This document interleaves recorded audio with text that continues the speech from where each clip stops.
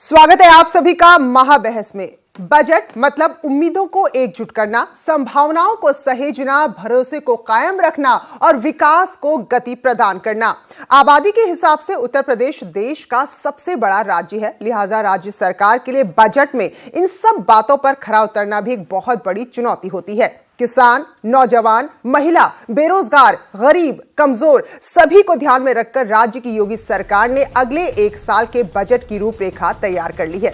तो कल योगी सरकार सदन के पटल पर बजट का पिटारा खोलेगी। बजट का इंतजार कर रही जनता की उम्मीदें हैं कि इस बार के बजट से उनकी जिंदगी पहले से और ज्यादा बेहतर होगी, खुशहाल होगी। वहीं विरोधी दलों को लग रहा है कि इस बजट के जरिए योगी सरकार आने वाले आम चुनाव की चौसर बिछाएगी।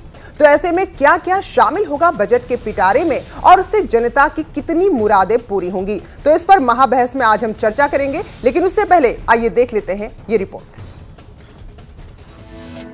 चुनावी उत्सव की तारीखों से पहले उत्तर प्रदेश में बजट का तराना पेश होने जा रहा है। करीब 16 घंटे बाद सूबाए उत्तर प्रदेश के सरदार योगी आदित्यनाथ प्रदेश की सेहत संवारने के खजाने का पिटारा खोलेंगे।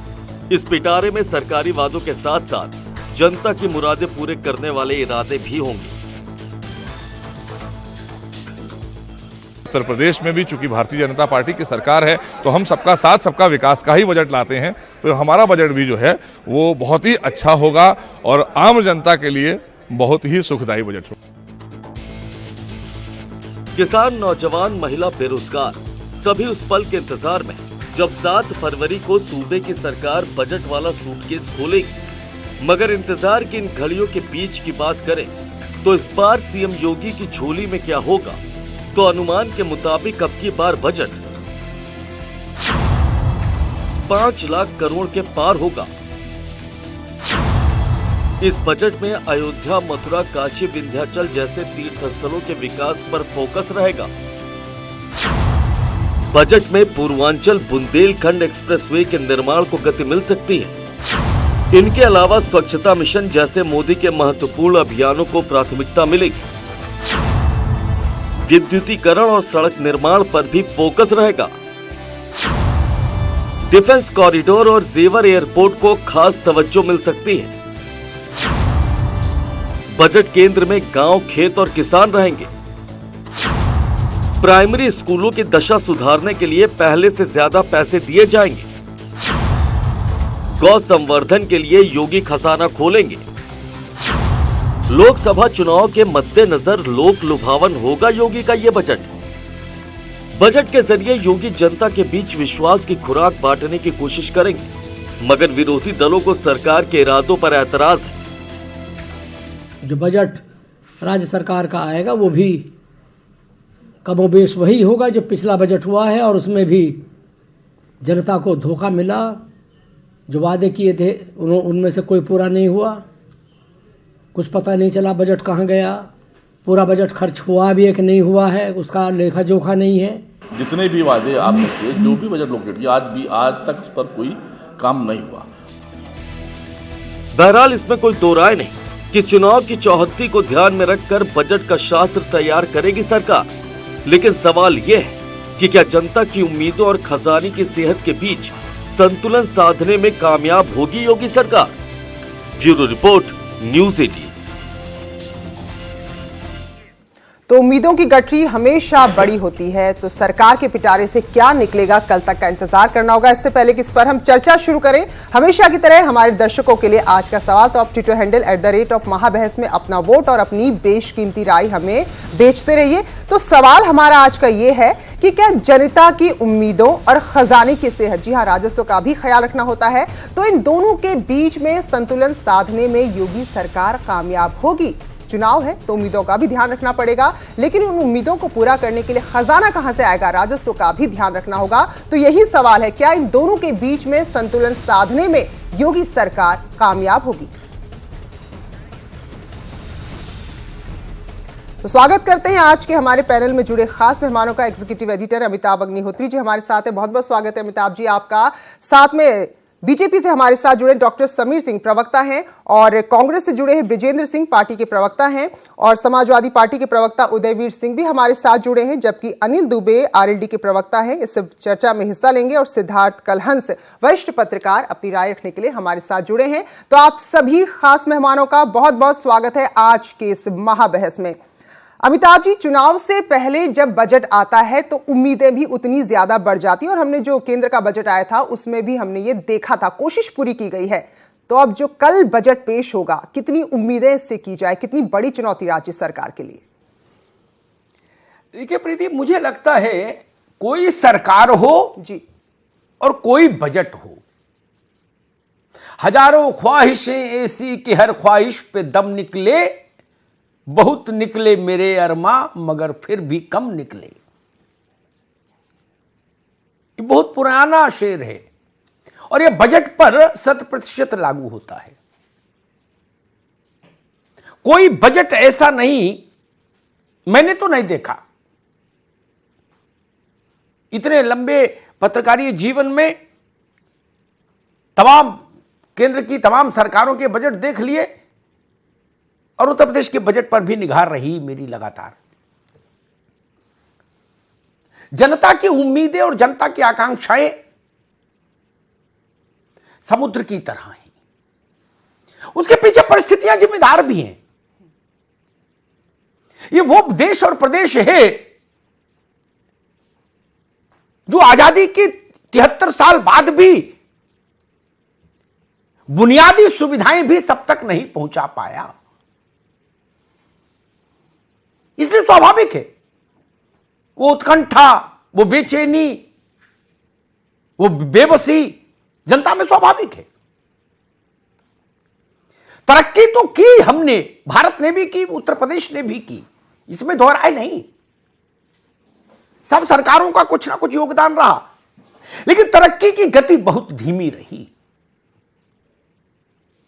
2019 के भारत में, उत्तर प्रदेश में अभी हमको जूझना पड़ रहा है शौचालय के निर्माण में। इस बुनियादी समस्या आज से 50 वर्ष, आधी शताब्दी पहले हल हो गई होनी चाहिए थी। आज हम उसमें उलझे हुए हैं। हमारे साथ आजाद हुए जो मुल्क हैं, उनमें से तमाम मुल्क कहां से कहां पहुंच गए और अभी हम 2 जून की रोटी, सर पर छत, शौचालय और चलने योग्य सड़क, ये जो बुनियादी से भी बुनियादी जरूरतें हैं, जिसको हम लोग कई बार बीएसपी बोलते थे, बिजली, पानी, सड़क, इनसे जूझ रहे हैं। ऐसे में बजट एक बहुत कठिन राजनीतिक प्रयोग है, बहुत कठिन राजनीतिक प्रयोग है। कई बार सरकारें उसमें कॉस्मेटिक सर्जरी करके निकल जाती हैं। जरूरत है ओपन हार्ट सर्जरी की, लेकिन राजनीतिक तौर पर सुविधाजनक होता है कॉस्मेटिक सर्जरी। 2-3-4 सेक्टर छांटिए जहां आप अपने वोटर को अपीज करना चाहते हैं, उनको थोड़ा ज्यादा पैसा दे दीजिए और उसको भुना लीजिए। वो घड़ी फिर है कल सामने, योगी सरकार के सामने भी वही समस्याएं जो मेरे ख्याल से बजट से पहले हर मुख्यमंत्री के सामने रहती हैं।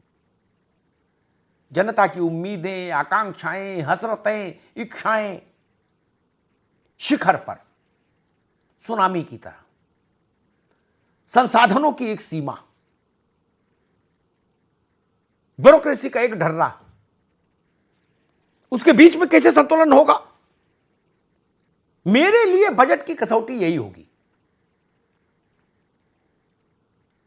क्योंकि कई बार हम लोगों ने अपने अब तक के अनुभव से देखा पूर्व में कि ऐसे बजट भी आ गए जिनमें घोषणाओं के लिए पर्याप्त आर्थिक प्रबंधन नहीं था, तो वो घोषणाएं फिर फाइलों से आगे नहीं बढ़ी। घोषणा दे रहे हैं तो उसके लिए आर्थिक उपबंध भी बताइए, आर्थिक प्रबंध भी बताइए। ये चुनौती होगी योगी सरकार के सामने। और 2-3 बुनियादी बातें जो मुझे लगती हैं जो उत्तर प्रदेश के मन में होंगी। पहला मसला होगा गांव, खेत और किसान, इसकी भलाई के लिए क्या है बजट में, यह मेरे लिए बहुत महत्वपूर्ण होगा। फ्लाईओवर कहीं बने, एक्सप्रेसवे बने, अच्छी बात है, बनना चाहिए, लेकिन मेरे जैसे व्यक्ति के लिए और बहुसंख्यक जनता के लिए ज्यादा जरूरी है जिन बिंदुओं को मैं उठा रहा हूं यहां, गांव, खेत और किसान, बेरोजगार नौजवान, सुरक्षा के लिए चाक चौबंद पुलिसिंग, पुलिस के पास पर्याप्त उपकरण और संसाधन। यह नहीं कि दरोगा जी डंडा लेके घूम रहे और जो अपराधी हैं वो AK-47 लेके चल रहे।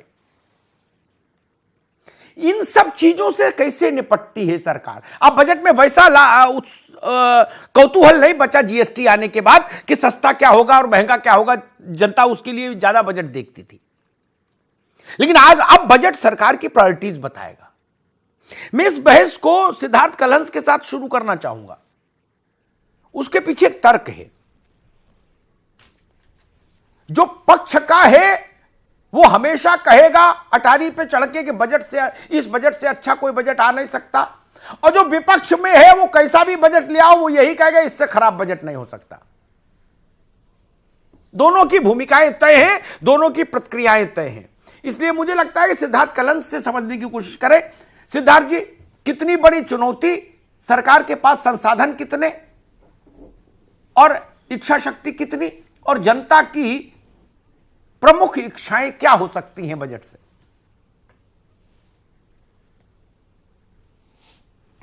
अमिताभ जी, बिल्कुल सही कहा आपने कि राज्यों के बजट के पास बहुत कुछ बचता नहीं है महंगा सस्ता करने के लिए। और अब तो GST आने के बाद वो जो व्यापार करवर था वो उसका भी काम खत्म हो गया है, तो डायरेक्ट टैक्सेस से कोई लेना देना नहीं, इनडायरेक्ट टैक्सेस में आपके पास कुछ बचता नहीं है। तो ले दे के एलोकेशंस पर ही मुख्य ध्यान रहेगा। और रेवेन्यू रिसीप्ट कितनी है, अभी उत्तर प्रदेश की स्थिति को हम देखते हैं कि उत्तर प्रदेश में रेवेन्यू रिसीप्ट और एलोकेशन की स्थिति क्या है। रेवेन्यू रिसीप्ट के मामले में अगर हम कहें तो खनन और आबकारी, ये दो क्षेत्र हैं जहां पर पिछले वर्ष के मुकाबले इस वर्ष हमारी स्थिति थोड़ी बेहतर है।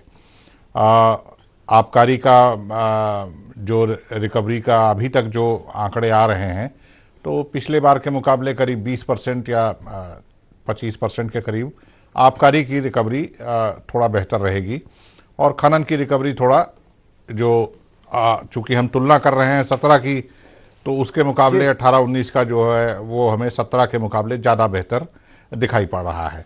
अभी इसके बाद जो हमारा मेजर हिस्सा है जो आता है GST आने के बाद, जिसकी भरपाई अब केंद्र के द्वारा होती है, वहां पर भी कोई असर नहीं पड़ेगा। पेट्रोलियम पदार्थों पर जहां अभी भी वैट लगता है, पेट्रोलियम पदार्थों में हमारी जो रिकवरी है वो रिकवरी पिछले सालों के मुकाबले कोई बहुत बेहतर नहीं हुई है। ख्वाहिशें ऐसी कि हर ख्वाहिश पर दम निकले, तो ख्वाहिशें जनता की बहुत हैं और चुनाव सर पे हैं तो और ज़्यादा हैं। और सरकार की इच्छा शक्ति भी है कि चुनाव है तो चुनाव के समय हम भी मोदी जी की तरह पिटारा खोलें, और कुछ पिटारों के बारे में कुछ क्या खोलना है उसके बारे में लगातार संकेत मिलते आ रहे हैं इस चैनल से लेके और अखबारों से लेके हर जगह, कि किसानों के लिए कुछ करेंगे, बालिकाओं के लिए जो अखिलेश सरकार की योजना थी कन्या विद्याधन या बालिका योजना जो है उसकी तर्ज पर कुछ और आएगा, किसान समर्थ योजना नाम की कुछ स्कीम आएगी। ऐसी भी संभावना जताई जा रही है कि जो डायरेक्ट बेनिफिट है उसी की तर्ज पे कुछ ऐसा कर दिया जाए कि जिससे उत्तर प्रदेश में कुछ गेम चेंजर जैसी स्थिति हो। लेकिन उन सारी स्थितियों को देखते हुए जो हमारी रेवेन्यू रिसीप्ट है, आपको याद होगा कि दो भारी भरकम, हालांकि अब तो हर सरकारें हर सत्र के साथ, विधानसभा के सत्र के साथ लेके आती हैं सप्लीमेंट्री, तो जाहिर सी बात है कि जो खर्च हैं उसके मुकाबले जो हमारा एलोकेशन है वो पूरा नहीं पड़ रहा होता है। तो लगातार हमारे पास 2018-19 में दो भारी भरकम सप्लीमेंट्री भी आए, तो अब स्थिति बहुत ज़्यादा हाथ खोलकर खर्च करने वाली तो नहीं है। लेकिन जो स्थिति है उसी स्थिति में माना जा रहा है कि लोकसभा चुनाव है तो सरकार किसानों के लिए जो किसान समर्थ योजना कहा जा रहा है, पता नहीं कल क्या नाम होता है उसका, उसके तहत एक भारी भरकम एलोकेशन करेगी। बालिका समृद्धि के नाम पे वो एक सुमंगल योजना नाम दे रहे हैं। सिद्धार्थ भाई आपके पास दोबारा आऊंगा, जो भी आपके नाम पास दे दोबारा उसको। आऊंगा जी। भारत के समाज में एक धारणा है, एक स्थिति है, बिटिया के ब्याह में बाप हैसियत से ज्यादा आगे जाके भी खर्च करता है, ये चलन है। वैसे ही चुनाव का मौसम हो तो सरकारें, चादर छोटा हो बड़ा हो अलग विषय है, उसके चिंतन में नहीं पड़ती।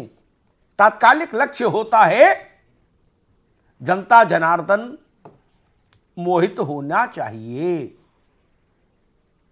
रेवेन्यू, फिजिकल डेफिसिट, आर्थिक अनुशासन, यह चुनाव के बाद देखा जाता है। जब चुनाव सर पर हो तो मुझे लगता है एक ही प्रायोरिटी होती है, एन केन प्रकारेण जनता संतुष्ट नहीं रहनी चाहिए। उदयवीर जी, आपके हिसाब से उत्तर प्रदेश की बड़ी आकांक्षाएं क्या हो सकती हैं इस वक्त बजट से, और उन आकांक्षाओं के पूरी होने की कितनी संभावना आप देख रहे हैं?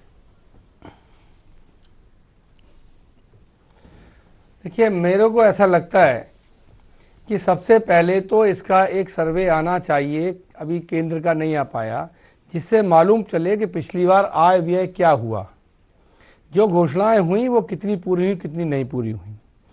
लेकिन मुझे ऐसा लगता है कि पिछले कई बजट केंद्र के और प्रदेश के भी दोनों किसान के नाम पर आए, लेकिन हकीकत में दुर्घटना बीमा जैसी योजना किसान के लिए वो भी बंद है जी।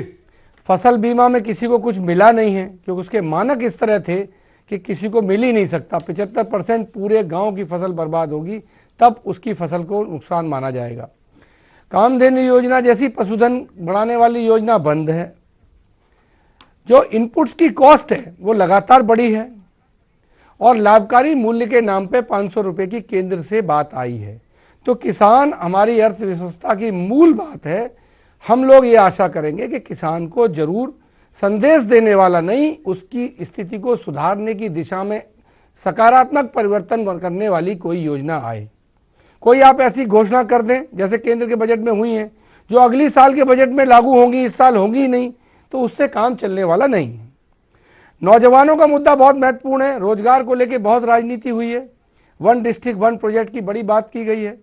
नाम बदलने से चीजों का फर्क नहीं पड़ेगा। इस रोजगार के प्रश्न को हम अगर नहीं सुलझाने की लॉन्ग टर्म में, जो आधारित है इंफ्रास्ट्रक्चर और बिजली, सड़क और बिजली के ऊपर। अब कुंभ में बैठ के बड़े बड़े एक्सप्रेसवे की बात की गई है। कहा गया था कि 22 महीने में पूर्वांचल एक्सप्रेसवे समाप्त पूरा बन के हो जाएगा तैयार। 1000 करोड़ पिछली बार पैसा दिया गया था, जहां तक मुझे याद है, और 22 महीने सरकार पूरे करने जा रही है। अभी गिट्टी पड़ना कहीं शुरू नहीं हुई है, मिट्टी भी पूरे पे नहीं उठ रही है। तो सवाल यह है, आपने 600 किलोमीटर का गंगा एक्सप्रेसवे, 296 का बुंदेलखंड एक्सप्रेसवे, गोरखपुर लिंक, ये पुराने लोगों की योजनाएं थी, सबका को घोषित कर दिया। लेकिन जो 4 लेनिंग हो रही थी 2 जिलों के बीच में, वो भी आपने बंद कर दी। अंडरग्राउंड केबलिंग बंद कर दी। ठीक है, तो हम ये आशा करेंगे, उदयवीर भाई आएंगे आपके पास। आधारभूत उदयवीर ढांचे को नहीं अभी सुधारेंगे, रुकना होगा। सारे मित्रों को बहस में ले आऊं, फिर दूसरे चरण में आपके पास आऊंगा। समीर सिंह जी जी, ठीक है, ठीक। विश लिस्ट बहुत लंबी है, चाहत की सूची बहुत लंबी है जनता की, और हम लोग भी वही चाहते हैं। और मुझसे पूछिए तो मेरे लिए तो सबसे बड़ा प्रश्न है उत्तर प्रदेश में रोजगार। उसके सामने सारे प्रश्न छोटे। सारा बजट एक तरफ, सारे कागज पत्थर एक तरफ, भाषण बहस मुबाहिसा एक तरफ, रोजगार एक तरफ। फिर भी रोजगार बड़ा विषय है। इस बजट से क्या उत्तर प्रदेश के नौजवान के हाथ को काम मिलने की संभावना का कोई दरवाजा खुलेगा? जो लाखों नौजवान बेरोजगार हैं, उनके लिए कोई राहत का संदेश आएगा? समीर सिंह। देखिए अमिताभ जी, अभी आपने बहस की शुरुआत में किसानों की बात कही, उत्तर प्रदेश के बजट की बात कही। लगभग 4,28,384 करोड़ का बजट पिछली बार में सरकार ने पेश किया था और जो भी जरूरी परियोजनाएं थी उनको पूरा करते हुए कुछ नए काम भी हमने किया।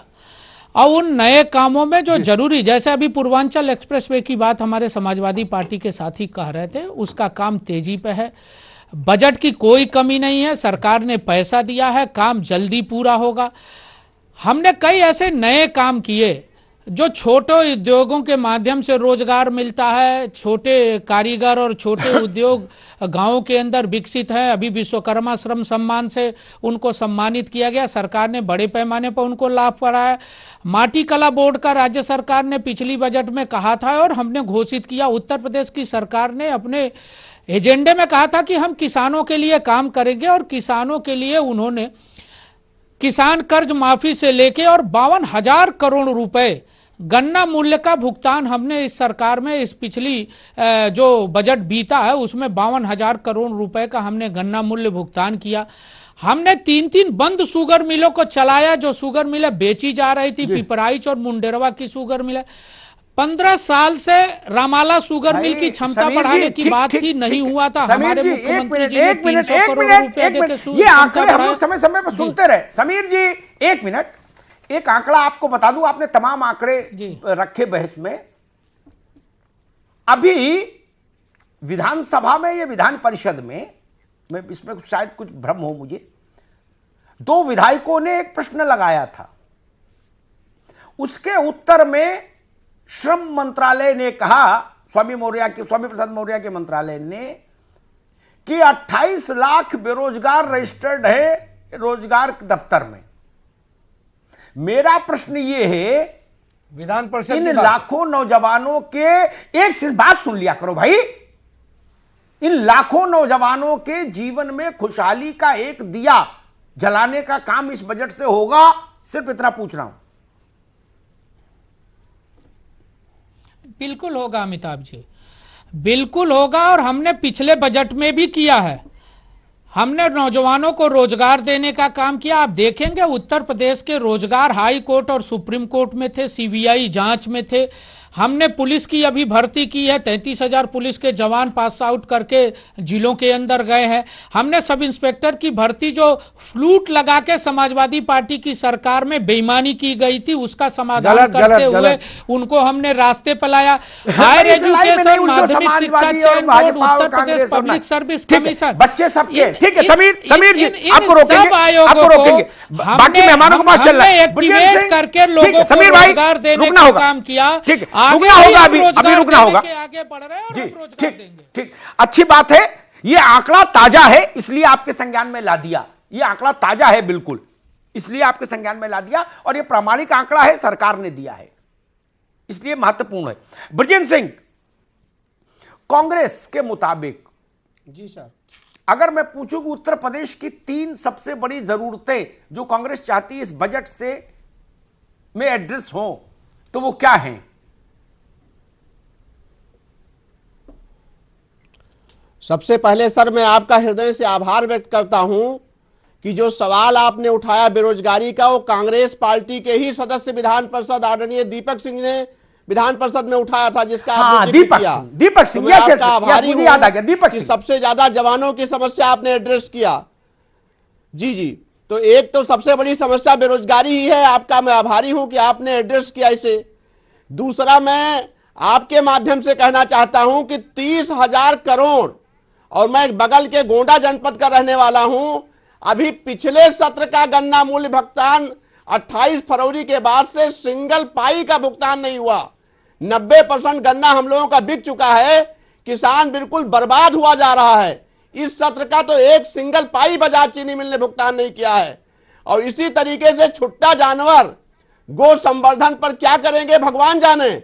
किसानों को छुट्टा जानवरों से बचाओ, ऐसी कोई योजना अगर आ सकती हो तो इस समय उत्तर प्रदेश की सबसे बड़ी आपदा छुट्टा जानवर हमारे किसानों के लिए हैं। तो ये किसान की दुर्दशा सर और बेरोजगारी, ये 2 सबसे बड़े इशू हैं, जिसके बारे में तमाम घोषणाओं के बाद भी ये सरकार कोई डिलीवरी नहीं कर पा रही है। बाकी चीजें अभी आदरणीय सिद्धार्थ जी ने और लोगों ने कहा, मैं और किसी ज्यादा लंबी चीजों पर फोकस नहीं करना चाहता। किसान और युवा केवल दो ही चीज पर अगर कोई डिलीवरी हो जाए, 2 साल हो गया, तो कांग्रेस ठीक बात, 22 करोड़ जनता की तरफ से आभारी होगी। ठीक है ब्रजेश जी, लेकिन इस पर कोई ठीक है। मैं अनिल दुबे के पास चलूंगा, राष्ट्रीय लोकदल के प्रवक्ता। उससे पहले एक बात जरूर कह दूं, समीर भाई, खासतौर पे आपके संज्ञानार्थ और समाजवादी पार्टी के संज्ञानार्थ विशेष रूप से, दोनों बड़े राजनीतिक ताकत है उत्तर प्रदेश में। जब आप रोजगार देते हैं तो हिंदू भी खुश, मुसलमान भी खुश, दलित भी खुश, पिछड़ा भी खुश, अति पिछड़ा भी खुश, सवर्ण भी का भी भला, किसान का भी भला, डॉक्टर का भी भला, वकील का भी भला, और ननकू का भी भला, और रज्जाक का भी भला। उससे बड़ा कोई पुण्य हो सकता है क्या? किसान के लड़के को नौकरी मिलती है तो किसान अपनी गरीबी से खुद ही लड़ लेता है। फिर उसमें अगड़ा पिछड़ा, दलित, मुसलमान, हिंदू अलग अलग करने की जरूरत नहीं पड़ती। राह पकड़ तू एक चला चल पा जाएगा मधुशाला, हरिवंश राय जी ने कहा था। खैर, अनिल दुबे जी, राष्ट्रीय लोकदल क्या चाहता है? बजट में टॉप प्रायोरिटी किस सेक्टर को मिलनी चाहिए? देखिए अमिताभ जी, टॉप प्रायोरिटी 2 लोगों को तो इनको देनी ही चाहिए, जो इन्हें पहले भी इन्होंने अपने घोषणा पत्र में कही थी। उन पर कितना अमल हुआ, कितना पूरा किया गया, वो तो आंकड़े हमें तब पता चले। लेकिन एक तो किसानों को, जो इन्होंने पहले भी कहा, वो नहीं पूरा हुआ। 14 दिनों में इन्होंने जो है किसान को गन्ने के सवाल पर कहा था कि 14 दिनों में हम भुगतान कर देंगे, लेकिन उसे ये पूरा नहीं कर पाए। हम उम्मीद करेंगे कि 120 दिनों में इन्होंने कहा था सारे बकाये का भुगतान करा देंगे, ये नहीं कर पाए। हम उम्मीद करेंगे कि इस बजट में इस तरह का कोई प्रावधान करेंगे कि किसान को उसकी जो लागत का मूल्य है, जो उसका नहीं, समीर सिंह ने अभी कहा, अभी आंकड़े बताए तो उन्होंने गन्ना के। अरे भाई दुबे जी, समीर सिंह ने अभी आंकड़े बताए ना गन्ना भुगतान के। बताया आज भी 10,000 करोड़ रुपया आज भी बाकी है। उसका पिछले का बाकी है, इस सत्र का बाकी है, और जो उनका ब्याज बकाया का जो ब्याज है होता है वो बाकी है। उस पर आज भी इन्होंने कुछ भी करने का काम नहीं किया। इन्होंने 70 लाख नौकरियां 5 साल में देने का वादा किया था। 2 वर्ष लगभग बीतने को हैं। क्या कोई ऐसा ये आंकड़ा आवे कि क्या जो है कितने लोगों को नौकरी मिली और आगे के सालों में कितना दे पाएंगे, कौन से नौकरी के लिए, और क्या कुछ हो सकता है, ये एक बड़ा सवाल है। अनिल भाई, तो अमिताभ जी, ब्रेक पर जाने से पहले यही बात हो रही थी, घोषणाएं आपने कर दी, लेकिन वो धरातल पर कितना उतरी? तो क्या वाकई में जो बजट पेश होगा कल, या जो बजट पेश होते हैं, जनता उस पर भरोसा करती है? क्या जनता पर वाकई में उससे सरकार को लेकर परसेप्शन बदलता है? देखिए, मुझे जहां तक स्मरण है, हर बजट के साथ एक वह दस्तावेज भी आता है कि पिछले बजट में जो घोषणाएं की गई, उनकी इस वक्त नए बजट के पेश करते समय स्थिति क्या है। उत्तर प्रदेश में भी वो दस्तावेज आना चाहिए, आए तो आदर्श स्थिति। लेकिन ब्रेक पर जाने से पहले गन्ना के भुगतान का मसला था, जिस पर हर बहस में प्रतिभागी, हर दल के प्रवक्ता ने अलग आंकड़ा दिया। समीर सिंह कुछ कहना चाह रहे थे, भारतीय जनता पार्टी के प्रवक्ता। समीर जी, यह आंकड़ा बड़ा कंफ्यूजिंग है। हर के पास अलग आंकड़ा, आंकड़े तो अलग नहीं हो सकते, आंकड़ा तो एक ही होगा। फिर ये आंकड़ा कंफ्यूजिंग नहीं है, ये आंकड़ा प्रूव्ड है। जो पैसे का भुगतान हुआ है उसका आंकड़ा है। 52,000 करोड़ रुपए गन्ने का भुगतान भारतीय जनता पार्टी के मुख्यमंत्री आगे आदरणीय योगी जी की सरकार ने किया है। अरे टोटल है कितना बकाया वो बताओ। एक साल में गन्ना नहीं, ये पिछले बकाया। समीर सिंह, टोटल बकाया कितना, उसमें से कितने परसेंट दिया ये बताओ। गन्ने के अलावा भी इस सरकार के गन्ने के बकाया टोटल कितना और बकाया था? पिछली सरकारों के गन्ने का बकाया। सारा मिला के देखिए, कितना टोटल बकाया था और बकाया कितना जो था- बकाया बाकी है? देखिए अमिताभ जी, ये आंकड़ा इस साल का जो गन्ना है उस गन्ने का 100% भुगतान हो रहा है, वो गन्ना जा रहा है। हमने बजट में जिन बातों को कहा था पिछली बजट में कि हम गन्ने का भुगतान करेंगे, आखिर 52,000 उदयवीर जी, करोड़ रुपए उदयवीर का जी, भुगतान हमने किया, तो वो जब गन्ने का जब भुगतान ये किया। समीर सिंह कह रहे हैं 100% मैं- भुगतान हो रहा है, अमिताभ तो क्या जी, समस्या है? मैं करेक्ट कर देता हूं। पहली बात तो 52,000 करोड़ उत्तर प्रदेश की सरकार ने नहीं किया, ये सुधार लें। उत्तर प्रदेश के चीनी मिल मालिकों ने किया है और फ्री में नहीं किया है। उन्होंने गन्ना कैसी लिया बात तो कर भुगतान रहे हैं किया। उदयवीर जी? बीच में डिस्टर्ब करें ऐसे तो गलत बयानी मत करिए कि चीनी मिल के आपने मालिकों कहा, ने मैंने किया, सुना, सरकार मेरी ने बात नहीं सुन किया। लीजिए, उसके बाद कहिएगा। 55,000 जो- करोड़ का लोन अरे हमने बजट दिया। में कहा एलोकेशन था? 55 करोड़ रुपए, नासमझी की 55,000 बात कर रहे हो आप। करोड़ रुपए का हाँ, लोन 52,000 हमने करोड़ दिया। रुपए का बजट में आप एलोकेशन कह रहे था सरकार गन्ना ने कुछ किसानों के किया लिए। नहीं। अमिताभ जी सुन लें, उसके तरह बाद से तो कहेंगे। मत कहिए। सुन लें, ये ठीक है, समीर भाई सुन लें, सरकारी उनकी मिलों भी का सुन लें। पेमेंट लोकतंत्र है। सरकार करती है, सरकारी मिलों का पेमेंट सरकार करती है, प्राइवेट मिलों का भी बता रहे हैं। हमारा मुद्दा यह है, आपने वादा किया था 14 दिन के अंदर हम पूरा पेमेंट करेंगे वरना ब्याज देंगे, और ये बजट 1 साल आपकी सरकार हो गई है, दूसरा पूरी सरकार हो गई, 22 महीने हो गए। हमारा कहना यह है, आप कितना पेमेंट हो गया ये बताते हैं, ये नहीं बताते कितना भुगतान बकाया है। सवाल यह है कि पिछला आंकड़ा जब तक आधिकारिक आंकड़ा आया उस समय तक 7,500 करोड़ रुपया बकाया था, और उसके बाद से जो अभी बच गया उसे अनुमान के हिसाब से लोकदल के प्रवक्ता 10,000 करोड़ से ज्यादा कह रहे हैं, वो भी अपनी जगह ठीक है। प्रश्न यह है, नए सत्र का तो शुरू भी नहीं हुआ बहुत सी जगह, और गन्ना खेतों में खड़ा है, मिल बंद होने का टाइम आ गया। कई मिल मालिक ऐसे हैं जो मिल बंद करने को तैयार है। ठीक है उदयवीर भाई, ठीक है, तो ठीक वादा है आपने उदयवीर जी, किया था, ठीक है, आपने अपनी आपको बात रखी। बकाये अब रुकिए, बकाये का हिसाब देना मैं है। सिद्धार्थ कलश के आपको पास चलूंगा। मैं बकाये भी का हिसाब कंफ्यूज देना हो है। गया। किसान क्या समझेगा जब मैं ही कंफ्यूज हो गया? सिद्धार्थ कलश, भाई इस दुविधा से निकालिए। हर के पास नए रंग का आईना।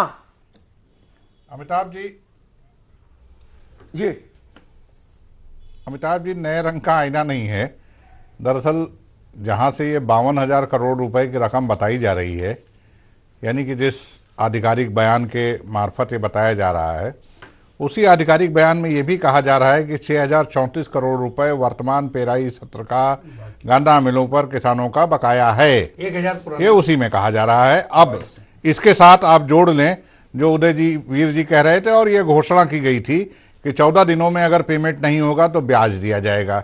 अब आप ब्याज की रकम जोड़िए और पिछले बार का बकाया जोड़िए, तो संभवतः अनिल दुबे जी जो कह रहे हैं उस बात में काफी कुछ तक सच्चाई नजर आएगी। इसके कारण अलग अलग हो सकते हैं। चीनी का दाम इस समय राष्ट्रीय अंतर्राष्ट्रीय दोनों बाजारों में कम है, चीनी मिलों की स्थिति बहुत बेहतर नहीं है, और उत्तर प्रदेश में कुछ निजी क्षेत्र की चीनी मिलें, उनका बकाया भुगतान जो है उनको लेके सरकार भी लगातार उन्हें चेतावनी दे रही है कि भैया करो, क्योंकि अभी आपने कल परसों देखा बिजनौर में जो घटना हुई, पश्चिम उत्तर प्रदेश के कई जिलों में ऐसा हो रहा है, तो बकाया भुगतान ना देने की वजह से ही हो रहा है। इसमें कहीं कोई दो राय नहीं है। ठीक है सिद्धार्थ भाई, डॉक्टर समीर सिंह है, ये बात तो कन्विंसिंग है। 10,000 करोड़ रुपया और अभी देना है किसान का, है ना? नहीं अमिताभ जी, मैं तो कह रहा हूं अगर हमने 52,000 करोड़ दिया है तो 10,000 करोड़ हो, 8,000 करोड़ हो, 5,000 करोड़ हो, 2 रुपया हो, हम सब भुगतान करेंगे। हमारी सरकार ने कहा है किसान को हम खुशहाल करेंगे, हम खुशहाल करेंगे। मैं पूछना चाहता हूं, ये जो 52,000 करोड़ रुपए गन्ना भुगतान किया, क्या ये 1 साल का गन्ना था? समाजवादी पार्टी ये क्यों नहीं बताती कि हमने 5 साल में कितना गन्ना भुगतान किया और कितना किसानों का बकाया था? रामाला शुगर मिल की क्षमता बढ़ाने की मांग 15 साल से थी, समाजवादी पार्टी ने क्यों नहीं बढ़ाया? मिलों को बेच रहे थे हमारे मुख्यमंत्री योगी जी ने। समीर भाई आपको भी रोकूंगा, उदय भाई आपको भी रोकूंगा, मेरे पास समय कम है। एक छोटी-छोटी टिप्पणी सबसे लूंगा, एक छोटी-छोटी टिप्पणी। 1 मिनट, ठीक है 30 समीर सिंह, सेकंड में अपनी बात रुको भाई, पूरा करूंगा अमिताभ जी, 30 सेकंड में। रुको अभी रुको। मैं अपनी बात पूरा करूंगा। धान जी और अच्छा गेहूं बोलो की बोलो। खरीद जितने बड़े पैमाने पर हमने किया है किसी भी सरकार से नहीं जी ठीक बात, वो बड़ा घोटाला है। अच्छी बात, ठीक है, ठीक है, ठीक ठीक। उदयवीर अभी रुको भाई, ब्रजेंद्र सिंह, किसान, बेरोजगार, देखिए जो महिला, पूछिए सर क्या, अरे भाई मैं सवाल तो पूछ लूं, देखिए क्या देखें, किसान, बेरोजगार और महिला, पूछिए सर, वही तो कह रहा हूं। ये तीन सबसे, मुझे ऐसा लगता है, और उत्तर प्रदेश के बीच से जो आवाज आती हुई आती, ये तीन सबसे संवेदनशील क्षेत्र हैं। इनके लिए बजट में क्या होना चाहिए, एक संक्षिप्त सी टिप्पणी करिए। देखिए कि जो महिलाएं हमारे यहां 70-73 साल बाद बाल छिलवा के लखनऊ गई, शिक्षा मित्र की, आंगनबाड़ी की कार्यकर्ता, उनके बारे में कोई अस्थायी उपाय करें, क्योंकि महिला सम्मान सबसे ज्यादा फोकस पर होना चाहिए। और मैं दोबारा कह रहा हूं, इन्हीं तीन प्रायोरिटी सेक्टर्स पर क्या और होना चाहिए? नहीं, उस पर जो इन्होंने घोषणाएं की थी, वो उन घोषणाओं को इनको पूरा करना चाहिए। इस बजट में इस बात को लावे, किसान, नौजवान और महिलाओं को समर्पित ये बजट हो, और उस तरह का ना हो जैसा ये घोषणा करते चले आए हैं और वो पूरी नहीं हुई, चुनावी जुमला ना हो जाए, सारे जो इस तरह की चीजें ना हो, स्थायी भाव से कोई चीजें करें। उदयवीर जी, इन तीन प्रायोरिटी सेक्टर्स पर जी क्या होना चाहिए, 2 लाइन में? मुझे लगता है कि ये बजट केवल संदेश देने के लिए नहीं होना चाहिए, जमीन पे उतारकर दिशा बदलने के लिए होना चाहिए। ठोस वादा करें और कार्य योजना लाएं, पैसा अलोकेट करें। इसके अलावा सोशल सिक्योरिटी स्कीम सारी बंद कर दी, समाजवादी पेंशन बंद कर दी, श्रमिकों की स्कीम थी वो बंद कर दी, सेस बोर्ड से जो चलती थी पालना योजना वो सब बंद कर दी। ठीक है उदयवीर, ठीक है उदयवीर, सिद्धार्थ कलन नहीं करोगे तब तक। और हम लोगों ने जो सर्वे किया उससे समझ में ये तीन सेक्टर्स आए जो टॉप प्रायोरिटी सेक्टर कह सकते हैं, जिनको हम किसान, बेरोजगार, यानी किसान, नौजवान और महिला, जिसमें महिला एम्पावरमेंट से लेकर महिला की सुरक्षा तक सब कुछ शामिल है। इन तीन के लिए क्या होना चाहिए बजट में? जितनी उत्तर प्रदेश सरकार की सेवाओं में जितनी भी रिक्तियां हैं, उन रिक्तियों की भर्ती लंबे समय से किसी न किसी कारण से रुकती जा रही है। एक साथ उन सारी भर्तियों को करने का अभियान चलाया जाना चाहिए। उत्तर प्रदेश में अपने आप नौकरियां लाखों की तादाद में जो खाली पड़ी हैं, उन सीटों को भरने का कार्यक्रम होना चाहिए। महिलाओं के लिए जो योजना, जो संकल्प पत्र में ही कहा था, उस संकल्प पत्र के अनुसार ही कम से कम भारतीय जनता पार्टी को महिला सुरक्षा के लिए, महिला स्वावलंबन के लिए योजना लाई जानी चाहिए। और किसानों के लिए जो 2-3 सबसे बड़ी समस्या है, 1 फसल का उचित मूल्य, 2 आवारा पशुओं से निजात, और 3 जो बकाया भुगतान है वो। बहुत अच्छी बात, ठीक बात। डॉक्टर समीर सिंह, किसान, बेरोजगार और महिला, इन 3 टॉप प्रायोरिटी सेक्टर्स पर क्या कुछ हो सकता है बजट में? देखिए अमिताभ जी, मैंने पहले भी कहा कि अगला बजट किसानों के लिए है, नौजवानों के लिए है, उत्तर प्रदेश की सुरक्षा के लिए है। हमने पिछले दिनों भी जो बजट लाया था उसमें किसानों को प्राथमिकता दी थी, उनके धान गेहूं खरीद की प्राथमिकता दी थी, उनके भुगतान की प्राथमिकता दी थी, उनको संपन्न करने की प्राथमिकता दी थी। नौजवानों के रोजगार पर माननीय मुख्यमंत्री जी ने बहुत गंभीर प्रयास किया। सारे आयोग पूर्ण रूपेण काम कर रहे हैं, ईमानदारी से काम कर रहे हैं। रोजगार उत्तर प्रदेश में लोगों को मिलना शुरू हो गया। आगे बड़ी भर्तियां आयोग में बड़ा गड़बड़ है। ठीक है समीर भाई, रोकेंगे आयोग पर कभी और चर्चा करेंगे। जहां होगा वहां दूर किया जाएगा। मेंबर बना दिया, वो सो गए वहां जाके। अब जरा जनता क्या करी वो सुन लीजिए। ठीक है, जनता क्या करी उत्तर प्रदेश, बिल्कुल उत्तर। ठीक है, अब जनता की राय भी सुन लें, क्योंकि आप लोग जो भी वादे, दावे या जो हकीकत जमीनी थी वो सब कुछ निकलकर सामने आई इस चर्चा के दौरान। तो जनता जो सोचती है, सच्चाई दरअसल वही होती है 100%। तो हमने जनता से सवाल पूछा था, जो बजट आने वाला है क्या वो जनता की उम्मीदों और खजाने की सेहत के बीच संतुलन साधने में कामयाब होगा?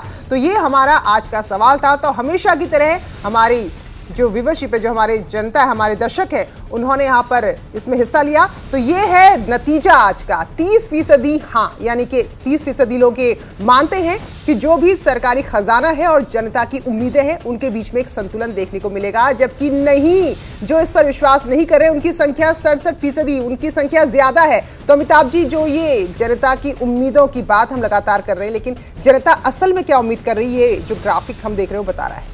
बिल्कुल, देखिए ये सब चीजें बहुत गौर से देखनी भी चाहिए और उन पर चिंतन भी होना चाहिए। जनता हम पर भरोसा तब करती है जब वो किसी चीज को जमीन पर उतरता देखे।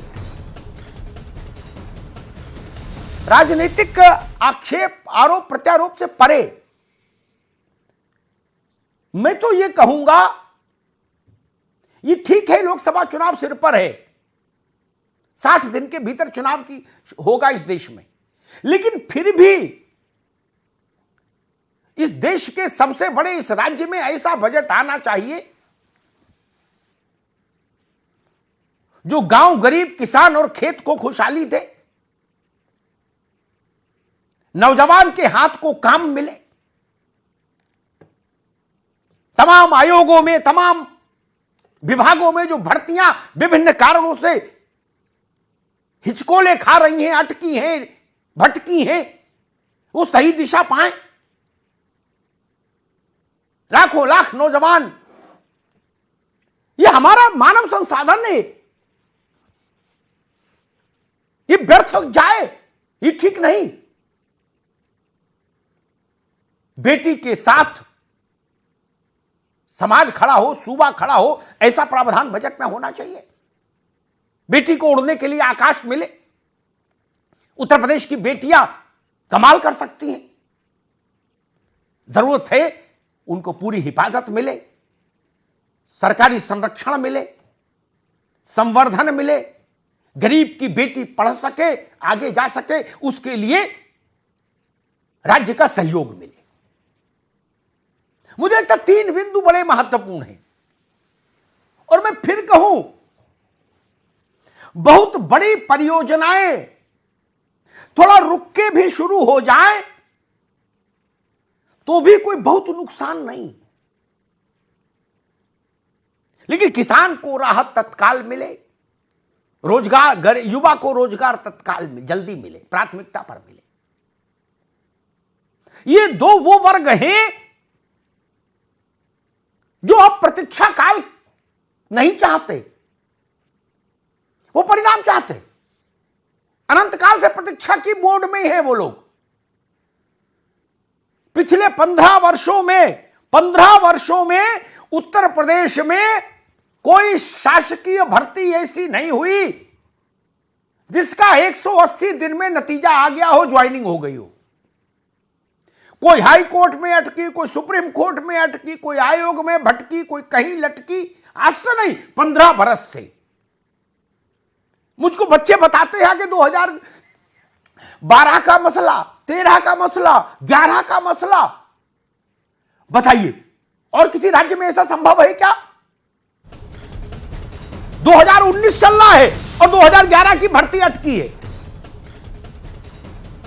ये रास्ता बदलना चाहिए। इसके लिए जो भी संसाधनों की जरूरत हो, कल का बजट उन संसाधनों के लिए समर्पित हो। ये उत्तर प्रदेश की मांग है, ये उत्तर प्रदेश के मन की बात है। मैं फिर कहूंगा, हर घर में एक नौजवान को जिस दिन रोजगार मिल जाएगा, पूरा देश और प्रदेश अपने आप तरक्की करने लगेगा। सिद्धार्थ जी, ठीक बात है ना? एक घर में एक को भी ठीक रोजगार मिल जाए, देश, प्रदेश, दुनिया सब तरक्की कर जाएगी। बहुत ज्यादा फिर उपाय करने की जरूरत नहीं, लेकिन इस बात की सुनिश्चितता हमको करनी चाहिए कि 23 करोड़ की आबादी है अगर हमारे प्रदेश में, तो 5 लोगों का एक परिवार भारत में मानते हैं। 5 से भाग दे दीजिए, उतने परिवार निकल आएंगे। उतने लोगों में ये तय कर ले कि हर घर के भीतर एक नौजवान को, बेटी बेटे को, किसी को रोजगार उपलब्ध हो। सरकारी रोजगार हो, जरूरी नहीं, सरकारी रोजगार हो भी नहीं सकते इतने,